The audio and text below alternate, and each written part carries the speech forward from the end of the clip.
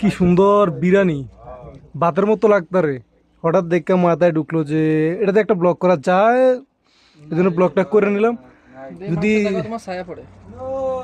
দেখেন ভালো যদি খাইতে চান তাহলে আইসা করবেন।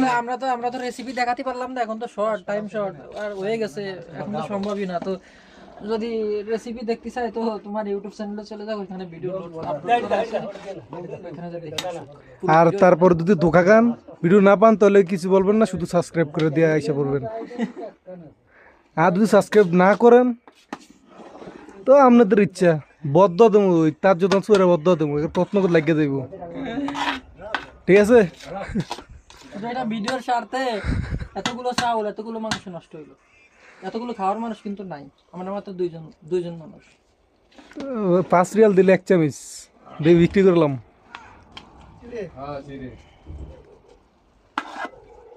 বড় লেবার দেখতো না। আচ্ছা ভাই, টাটা দিয়ে দেন।